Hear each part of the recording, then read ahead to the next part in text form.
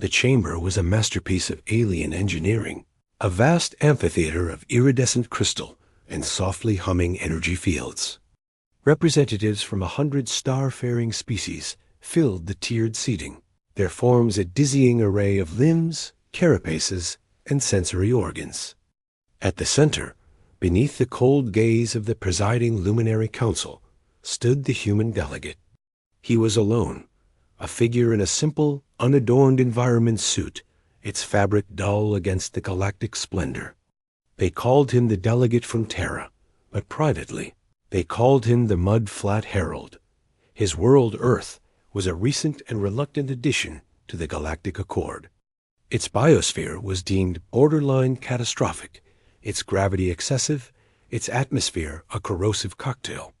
But it was the water, the staggering, ubiquitous abundance of it, that truly marked humans as primitive. Mud-flat dwellers, the sleek, amphibious Kavani, had scoffed upon first contact. Their bones are probably waterlogged. The title had stuck. Today's deliberation was a formality, or so the council thought. The topic was the allocation of mineral rights to a barren but strategic asteroid belt in human-adjacent space. The humans' claim was based on proximity. It was a claim the Viridian Conclave, a powerful polity of arboreal gastropods, whose world was 3 systems away, desired for themselves. The Viridian speaker, a being of magnificent, swirling shell and gently undulating eye stalks, addressed the chamber. Its voice was a soothing, melodic chime. The Terran proposal is rooted in a poignant, if misguided, territorial instinct. One understands this urge to grasp at nearby solid ground, given their aquatic proximity. But sentiment cannot override galactic utility. Our needs are greater. Our civilization is older. Our understanding deeper. A ripple of agreeable bioluminescence passed through the assembly. The human stood silently, his face impassive behind his visor. Another delegate, a crustacean-like Threnish, whose carapace clacked with every movement, added its support. The mud-flat species has yet to contribute a single theorem to the cosmological archives. They offer only dampness and suspicion. Their claim is a puddle. It should evaporate. Laughter, a symphony of clicks, trills, and subsonic hums, filled the chamber. The luminary council, 5 beings of pure, contained energy, pulsed with mild amusement. The human delegate did not react. He merely waited for the noise to subside. When granted his chance to speak, his voice was calm, amplified by the translator disc on his chest. The belt lies within our operational sphere. Its resources are vital for our orbital infrastructure. The Conclave's claim is one of convenience, not necessity. We have submitted all required astrometric and cultural necessity forms. The Viridian speaker chimed again, a dismissive sound.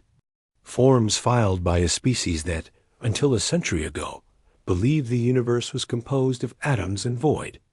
How charming. How limited.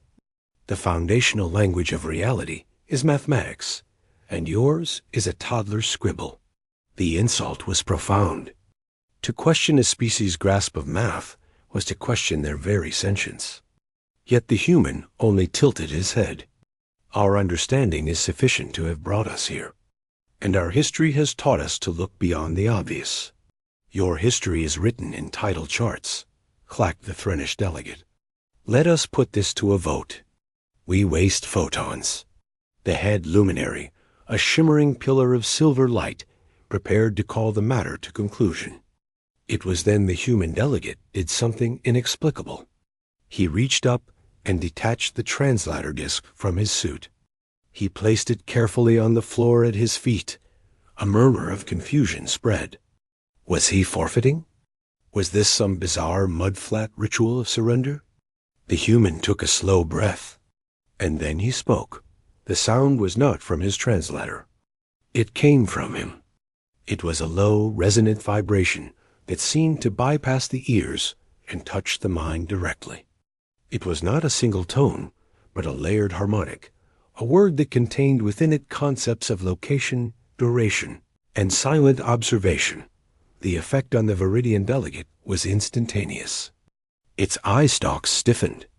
Its vibrant shell colors drained to a pale, sickly gray. It recoiled as if struck. The human spoke again. This syllable was different, sharper, an angular sound that implied a boundary, a sacred and inviolable line. The Threnish delegate let out a sharp, agonized clack and hunched its body, bringing its limbs close in a gesture of primal fear. The chamber fell into a stunned, terrible silence. The luminaries, whose light had been steady for millennia, flickered wildly. The human took a step forward, his boots making the only sound in the vast room. He uttered a third phrase. This one was long, a flowing, intricate series of modulated tones that painted a picture in the air.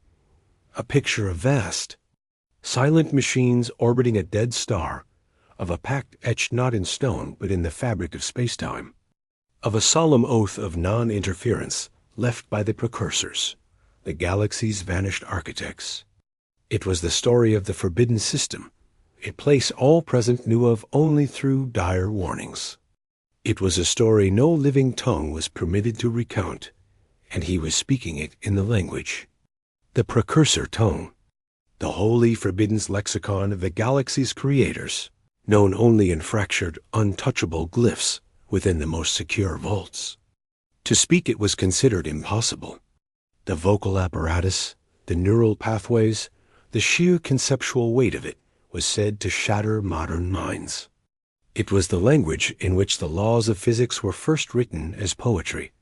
The head luminary's voice, when it finally came, was a strained hum, its light dimmed. You utter the silent words. How? The human's voice returned to its normal translated modulation as he reattached his disc. You called us primitive. You fixated on our water, our mud, our gravity. You never asked what, or who, might have left something behind in that mud, or why our atmosphere is so corrosively rich in oxygen, which does an excellent job of preserving certain crystalline data structures buried in deep strata. Our toddler's scribble of mathematics was just different. It was the key. It took us a century to decode a single tablet. It contained a primer, a child's lesson. We have been studying that child's lesson for 30 years. He looked at the cowering Viridian delegate. The first word I spoke was observer. The precursors used it to denote a species deemed worthy of witness, but not yet of interaction. His gaze shifted to the trembling Threnish. The second word was sanctuary line. It defines a boundary around a developing culture.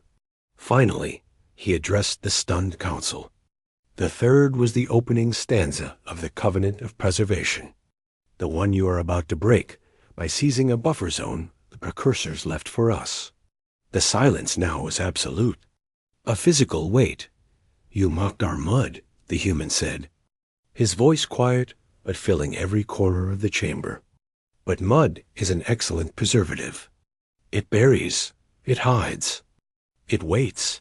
While your ancient cities turned to dust in your winds, our past was kept safe under layers of silt and stone, waiting for us to be ready to read it. You sought the future in the stars, which is admirable. We simply also looked down, and we found a message. He bent down and picked up a small, sealed case from beside his feet. He opened it. Inside, resting on a plain foam bed, was a sliver of dark, non-reflective stone. On its surface were intricate, microscopic grooves. This is a fragment of the first lesson, the human said. We are willing to share its linguistic framework, under equitable terms, starting with the recognition of our sovereign claim to the resources in our local space, as was, apparently, the original architect's intent. The luminary council pulsed, communicating in bursts of light faster than any translator could follow. The Viridian delegate remained pallid and shrunken. The Threnish was utterly still. The head luminary finally addressed the chamber, its light still unstable. The deliberation is suspended. The Terran. The human delegate has introduced foundational evidence. The council will confer. There was no vote. There was no further discussion. The assembly was dismissed, not with the usual formal adjournment, but with a quiet, shocked exodus. Representatives floated, skittered, and glided out, casting awed, fearful glances at the small, solitary figure in the dull suit who now stood not as a petitioner, but as a keeper of secrets they had only dreamed of. The human delegate stood alone in the now empty amphitheater. He looked at the sliver of stone in his hand, then out at the glittering stars beyond the crystal dome. They had seen a creature from a muddy rock. They had seen only the surface. They had not imagined the depths, or what secrets those depths might hold. He allowed himself a small, quiet breath, the sound of a man who has carried a tremendous weight, and finally, carefully, set it down for all to see. The galaxy had just learned a new and humbling equation. Primitivity was not a condition of origin, but of perspective, and the mud-flat dwellers had just provided a catastrophic correction to theirs.